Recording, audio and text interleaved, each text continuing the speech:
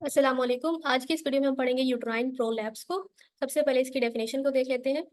तो uterine prolapse का मतलब होता है कि यूट्राइन का अपनी जगह से हट हिल जाना, ठीक है। डिसेंड कर देना अपनी नॉर्मल पोजीशन से, जो कि पेल्विस में होती है। तो वहां से ये डिसेंड करके आ जाता है वजाइना में, ठीक है। अब इसकी फर्दर डिग्रीज भी होती हैं कि अगर वजाइना से ऊपर होगा तो वो फर्स्ट डिग्री होगा, वो हम आगे देख लेंगे। यूट्राइन प्रोलैप्स जो है it is a form of female genital prolapse. इसका दूसरा नाम पेल्विक ऑर्गन प्रोलैप्स भी है, मतलब इसको पेल्विक ऑर्गन प्रोलैप्स भी कहते हैं, या फिर जस्ट प्रोलैप्स ऑफ यूट्रस भी कहते हैं। अब यूट्रस को ना बहुत सारे लिगामेंट्स होते हैं वो सपोर्ट कर रहे होते हैं, जैसे कि ब्रॉड लिगामेंट, इसके अलावा है round ligament, pubocervical ligament, pelvic floor muscles हैं, यूट्रोसैक्रल लिगामेंट्स हैं। ये इस पिक्चर में हम देख लेते हैं। तो ये हमारे पास यूट्रस है। तो इसके जो है इर्द गिर्द जो है हमारे पास ये ब्रॉड लिगामेंट है जो कि इसको सपोर्ट कराता है। फिर हमारे पास ये यूट्रोसैक्रल लिगामेंट है, ये राउंड लिगामेंट है, ये सारे लिगामेंट्स इसको सपोर्ट कर रहे होते हैं। अब अगर इन्हीं लिगामेंट्स की अगर प्रॉब्लम होगी तो हमारे पास एक वजह हो सकती है प्रोलैप्स की, ठीक है। यहाँ पे ये हमारे पास यूट्रस दिखाया हुआ है एक नॉर्मल पोजीशन में, जो कि यहाँ पे इन्वर्टेड पोजीशन में है। ये हमारे पास ब्लैडर है और ये रेक्टम है, और ये फिर वजाइना, वजाइनल कैनाल और फिर वजाइना। और लेकिन यहाँ पे देखो, ये अपनी इन्वर्टेड पोजीशन में नहीं है बल्कि अपनी इन्वर्टेड पोजीशन से डिसेंड हो गया है, तो that is called prolapse, okay. तो ये हमारे पास प्रोलैप्स यूट्रस है और एक तरफ नॉर्मल यूट्रस है। अब इसके रिस्क फैक्टर्स या कॉजेज क्या हैं, क्यों ऐसे होगा? एक नॉर्मल पर्सन का तो ऐसे नहीं होगा कि वो प्रोलैप्स हो जाए। तो सबसे पहली जो वजह है वो है बर्थ इंजरी।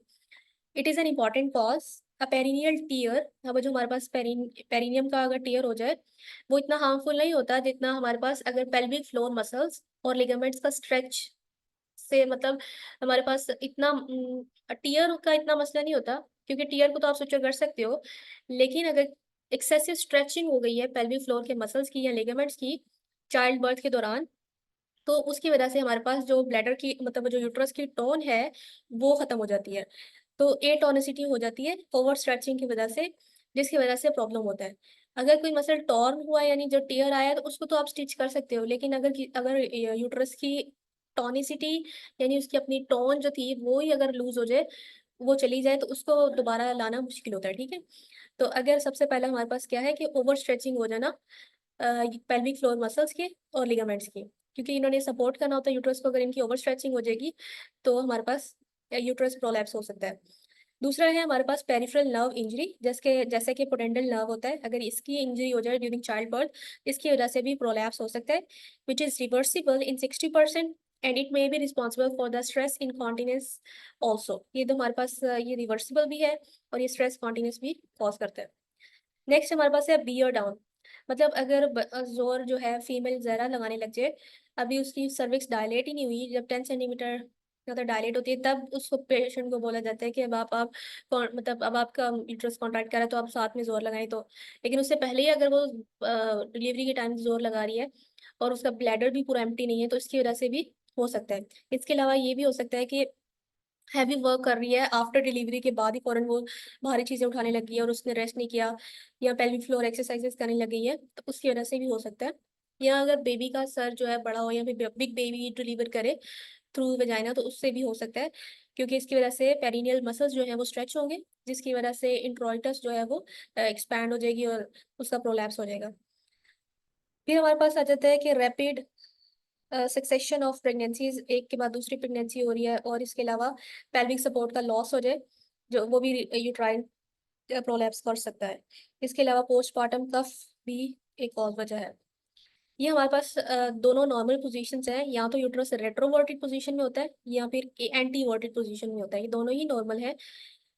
तो अब हमारे पास प्रोलैप्स की टाइप्स देखें, तो पहला है यूट्रोवजाइनल प्रोलैप्स, क्योंकि इट इज द प्रोलैप्स, इसमें प्रोलैप्स होता है यूट्रस का, यानी यूट्रस भी अपनी पोजीशन से डिसेंड डाउन हो जाता है, सर्विक्स भी और अपर वजाइना भी। ये आगे मैं आपको पिक्चर्स में दिखाऊंगी कि तीनों चीजें जब जो है उनका प्रोलैप्स हुआ होगा। ये कॉमनेस्ट टाइप है और इसकी वजह से सिस्टोसील भी होता है। सिस्टोसील का मतलब होता है कि जो लेगामेंट्स वजाइना और ब्लैडर के दरमियान में होते हैं, वो भी जो है डिसेंड डाउन हो जाते हैं, या अपनी जगह से वो भी उनका मतलब वीक हो जाते हैं। वो जो मसल्स लिगामेंट्स होते हैं यूट्रस सॉरी वजाइना के दरमियान में और ब्लैडर के दरमियान में। आगे मैं आपको दिखाऊंगी इसी तस्वीर भी। दूसरी है हमारे पास कंजेनिटल प्रोलैप्स, इसमें सिस्टोसिल नहीं होता और ये नली पेरेस वुमन में भी देखा गया है। सो कॉल्ड एज नलीपेरस प्रोलैप्स, मतलब ऐसी फीमेल जिसने अभी प्रेगनेंसी, जिसने एक दफा भी नहीं उसको प्रेग्नेंट हुई, उनमें भी ये हो सकता है। और ये हमारे पास cause congenital weakness of support of uterus, ये हमारे पास बाय बर्थ होता है। तो ये हमारे पास देखिए यहाँ पे पिक्चर दिखाई हुई है ब्लैडर, पीछे है हमारे पास रेक्टम, और ये है वजाइना, वजाइनल कैनाल। यहाँ से आपको जो चीज़ देखनी है वो है एंटीरियर वजाइनल वॉल, कि ये हमारे पास एंटीरियर वजाइनल वॉल है। और अगर ये है हमारे पास पोस्टीरियर वजाइनल वॉल, ये जो पार्ट है इसका 2/3, और ये है इसका 1/3। यहाँ इसी तरह ये हमारे पास 2/3 पार्ट है इसका, और यहाँ पे 1/3 है। और यहाँ पे हमें वजाइनल ओपनिंग आ गई, पेरिनियम देख लें, सारे स्ट्रक्चर्स यहाँ से अच्छे से देख लें, क्योंकि नेक्स्ट में हमने पढ़ना है डिग्री ऑफ, ये देखें क्लासिफिकेशन ऑफ प्रोलैप्स। अगर हमारे पास एंटीरियर वेजाइनल वॉल है, उसमें अगर अपर 2/3 का प्रोलैप्स होगा, तो साथ सिस्टोसील भी होगा, मतलब अ, जो ब्लैडर के हैं, ब्लैडर भी साथ ही नीचे खींचा हुआ आएगा, ठीक है। और अगर हमारे पास इसका लोअर 1/3 होगा, तो साथ में यूरिथ्रोसील होगा। इसको पिक्चर से दिखाते हो फिर समझ आएगा, क्योंकि अब ये देखें यहाँ पे दिखाया हुआ है हमारे पास सिस्टोसील। सिस्टोसील में ये देखो, यहाँ हमारे पास ये वजाइना है, और ये हमारे पास ब्लैडर है। तो ये जो ब्लैडर के लिगामेंट्स हैं वो भी डिसेंड डाउन हुए हैं, ठीक है। तो अगर हमारे पास प्रोलैप्स होगा, this is the anterior 2/3 part of, ये एंटीरियर वॉल है, उसके अलावा 2/3 यहाँ पे अगर प्रोलैप्स होगा, तो साथ में हमारे पास सिस्टोसील भी होगा, ठीक है। और अगर यहाँ पे प्रोलैप्स होगा, यहाँ तक होगा, तो फिर साथ में हमारे पास यूरेथ्रा भी डिसेंड डाउन करेगा, तो जिसको कहेंगे यूरिथ्रोसील। अगर ये दोनों ही नीचे आ रहे हैं, तो फिर उसको कहेंगे यूरिथ्रोसिस्टोसील। ओके, यहाँ पे यूरिथ्रोसील दिखाया हुआ है, कि मतलब वहाँ की भी जो है हमारे पास वॉल जो है वो डिसेंड डाउन कर देगी।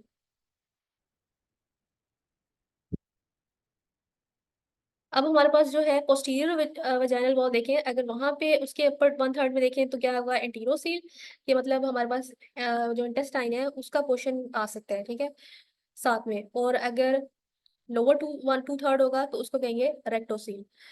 मतलब यहाँ से देखें, तो ये हमारे पास एंटीरोसील है, जिसमें अब वजाइना का इंटीरियर वॉल नहीं इन्वॉल्व, इसमें अब पोस्टीरियर वॉल है।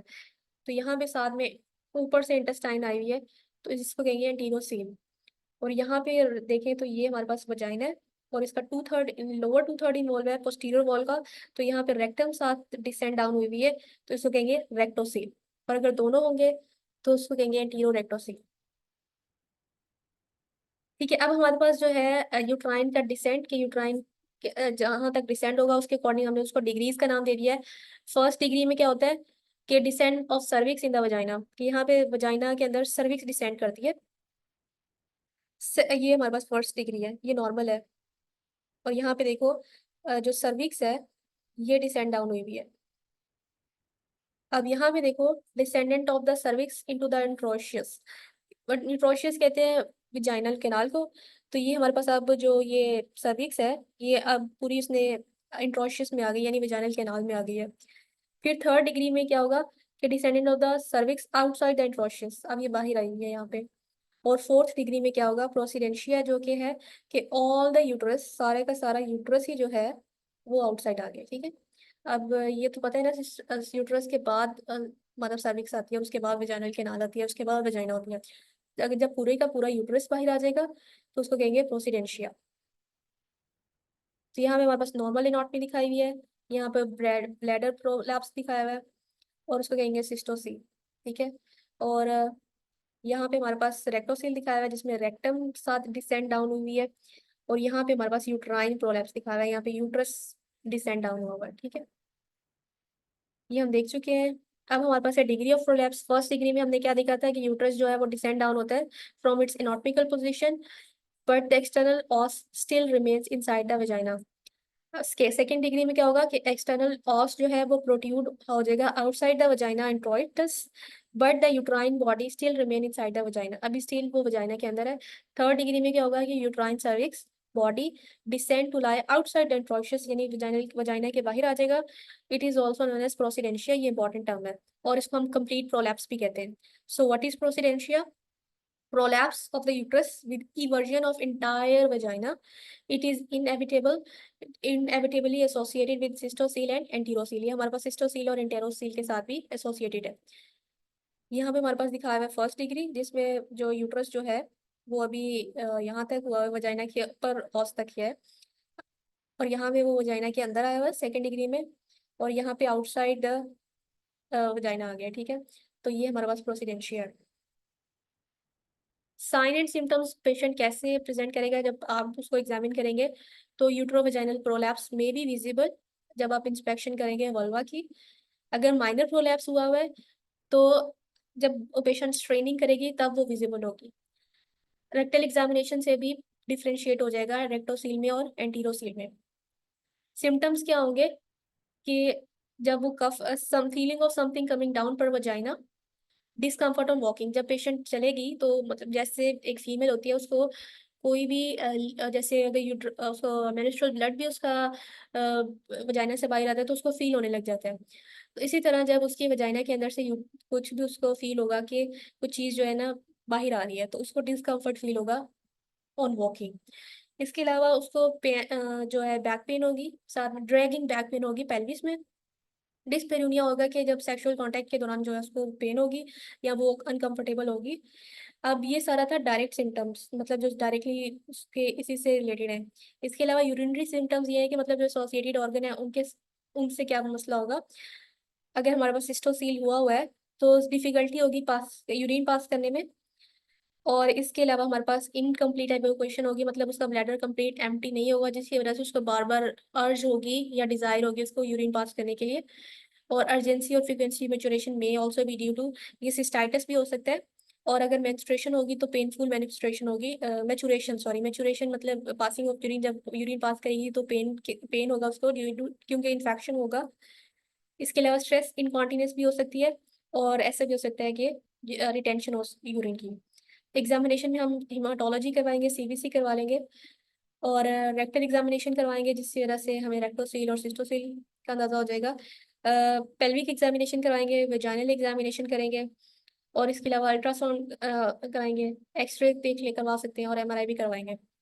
अब इसको मैनेजमेंट करने के चार तरीके हैं। एक तो हम प्रिवेंशन करें, एक फिजियोथेरेपी है जिसमें हम एक्सरसाइज बताते हैं, पेसरीज रखते हैं, और इसके अलावा सर्जिकल ट्रीटमेंट है। प्रिवेंशन में ये है कि रिपीटेड चाइल्ड बर्थ को अवॉइड किया जाए विद शॉर्ट इन मतलब जब एक के बाद फौरन फौरन डिलीवरी हो तो उसकी वजह से हो सकता है यूट्रोवेजाइनल प्रोलैप्स, तो उसको अवॉइड किया जाए। Woman should be advise to avoid the pregnancies in quick succession. Labour first stage में क्या करें, मतलब जब डिलीवरी हो रही हो तो फर्स्ट स्टेज में बेयरिंग डाउन, मतलब खुद उसको बोलेंगे जोर ना लगाए, इतना स्टार्ट फर्स्ट स्टेज में नहीं लगाए। और इसके अलावा फोर्सेप्स और ब्रीच डिलीवरी को डायलेशन ऑफ सर्विक्स से पहले जो है वो अवॉइड किया जाए। सेकेंड स्टेज में avoid prolongation of the stage, stage को ज़्यादा प्रोलॉन्ग ना किया जाए। और अगर perform episiotomy if tears or over stretching of perineum is feared, अगर डर हो कि मतलब पेरिनियम जो है वो ओवर स्ट्रेच हो जाएगी, तो मतलब सर्जरी परफॉर्म कर दे जिसमें वो कट लगा के उसको बाहर निकालें। थर्ड स्टेज में क्या है, क्रीज मेथड को अवॉइड करें, मतलब रिलैक्सेशन, अगर भी यूट्रस रिलैक्स हो तो उसको अब निकालने की प्रेशर लगाने की कोशिश कर रहे हैं कि बच्चे का सर बाहर आ जाए, तो इस चीज़ को भी अवॉइड करें। और टीयर्स को केयरफुली सुचर करें। प्यूरपेरियम जो होता है वो हमारे पास कुछ पीरियड होता है आफ्टर डिलीवरी, 6 वीक्स तक का पीरियड होता है। तो उसमें जो है अगर कॉन्स्टिपेशन या क्रॉनिक कफ है तो उसको ट्रीट करें, साथ में मतलब अवॉइड करें हैवी एक्सरसाइजेस को, या फिर बहुत ज़्यादा लंबा खड़ा होना भी अवॉइड करें। ये सारा था प्रिवेंशन के मतलब प्रेगनेंसी डिलीवरी के दौरान क्या क्या चीज़ें अवॉइड करें, मल्टीपल प्रेगनेंसीज को अवॉइड करें, और डिलीवरी के बाद की एहतियात है। फिजियोथेरेपी में ये है कि मतलब अगर अर्ली केस है यूट्रोवेजाइनल प्रोलैप्स का, तो उसको हम ट्रीट कर सकते हैं कि मतलब उसमें pelvic floor muscle pelvic floor का प्रॉब्लम है, तो उसको हम जो है स्ट्रेंथन करने के लिए पेशेंट को एक्सरसाइजेस बता सकते हैं, इससे पहले कि हम उसको डायरेक्ट सर्जिकल ट्रीटमेंट बताएं। और ये माइनर प्रोलैप्स हो तो उसके लिए सबसे बेस्ट एक्सरसाइज है कीजेल एक्सरसाइज या कीगेल एक्सरसाइजेस। इसमें जो है पेल्विक मसल को जो है टोन अप करते हैं, ये तीन तीन दफा करते हैं दिन में, 3 दफा कहते हैं पेशेंट को। तो ये हमारे पास कीजेल या फिर ये एक्सरसाइज है जिसकी वजह से पेल्विक फ्लोर मसल को स्ट्रेंथ मिलती है। फिर हमारे पास है पिस्सरी ट्रीटमेंट। ये एक मैकेनिकल डिवाइस होती है जो कि कंट्रोल या करेक्ट करती है यूवी प्रोलैप्स को। मतलब इससे ये क्योर नहीं है, ये ट्रीटमेंट नहीं है, बस ये करेक्ट करेगी उसको, इसको होल्ड करेगी जेनिटल ट्रैक को अपनी पोजीशन में। ये उन पेशेंट्स के लिए एडवाइस है जो कि सर्जरी नहीं करवाना चाहते। अब दो तरह की पेस्टरीज होती हैं, रिंग पेस्टरीज और हॉज पेस्टरीज। इनकी इंडिकेशन ये होती है कि ड्यूरिंग प्रेगनेंसी फर्स्ट ट्राइमेस्टर में आप दे सकते हैं, या प्यूरपीरियम के दौरान, यानी 6 वीक्स आफ्टर डिलीवरी। और पेशेंट अनफिट है सर्जिकल ट्रीटमेंट के लिए, और अगर पेशेंट खुद चॉइस, मतलब पेशेंट की चॉइस है। आपने चॉइस कौन सी लेनी है पेसरी की? रिंग पेसरीज जो है वो कॉमनली यूज होती हैं। साइज जो है डिपेंड करता है वजाइना के साइज पे। स्टेरिलाइजेशन करनी है, और इंजर्शन करने से पहले पेसरी को जो है ना हॉट वाटर में रखना है for few minutes, so that pessary become soft and easy to insert. Pessary को आपने रिमूव कर देना है, क्लीन करना है और री इंसर्ट कर देना है at regular interval of 6 to 12 months। सो ये हमारे पास पेसरी की और टाइप्स दिखाई हुई है, डोनट पेसरी और गेलहॉर्न पेसरी। और अभी यहाँ पे पिक्चर में जो है उन्होंने ये वाली पेसरी जो है वो रखी हुई है, जस्ट ये होल्ड करके रखेगी, ये क्योर नहीं है। सर्जिकल ट्रीटमेंट अब लास्ट है, जिसमें हम वजाइनल की हिस्टेरेक्टमी कर लेंगे। Vaginal hysterectomy most common operation and its indication are, तब ये करेंगे जब वुमेन का जो है फैमिली कंप्लीट है और वो पोस्ट मेनोपॉजल, मतलब मेनोपॉज के बाद उसका प्रोलैप्स हुआ है। इसके अलावा यूट्राइन पैथोलॉजी है, जैसे कि उसके यूट्रस के अंदर स्मॉल फेब्रॉइड्स हैं या एडिनोमायोसिस हैं। उसके अलावा उसको मेंस्ट्रुअल डिसऑर्डर्स है, जैसे कि डिसफंक्शनल यूट्राइन ब्लीडिंग। और इसके अलावा उसको प्रोलैप्स हुआ है during child bearing age after completion of family, मतलब उसको उसने कंप्लीट कर लिया फैमिली, तो अब उसको हम हिस्टेरेक्टमी कर सकते हैं। फिर हमारे पास है कि नेक्स्ट देखते हैं। ये हमारे पास कुछ अलग से ऑपरेशन है कि अगर हमारे पास इंटीरियर वजाइनल वॉल प्रोलैप्स है तो हम करेंगे इंटीरियर कोलोपोरेफी, जिसमें हम स्टिचेस लगा देंगे। और रेफी मतलब रिपेयर करने के लिए, ठीक है, तो वो हम स्टिचेस लगाएंगे इंटीरियर वॉल पे। और अगर पोस्टीरियर वजाइनल वॉल प्रोलैप्स है तो फिर हम उसको उसके लिए जो ऑपरेशन करेंगे वो जस्ट पोस्टीरियर कोलोपोरेफी करेंगे। और ये हमारे पास है मैनचेस्टर रिपेयर। ये तब करेंगे, ये रिपेयर है यूट्रो वजाइनल प्रोलैप्स का, और ये तब करेंगे जब वुमेन जो है वो मतलब अभी प्रेग्नेंट हो सकती है, उसकी एज मतलब उसकी भी फैमिली भी कंप्लीट नहीं है, और अभी उसका मेनोपॉजल टाइम भी स्टार्ट नहीं हुआ, तो उस टाइम में ये करेंगे। So that's all about uterine prolapse.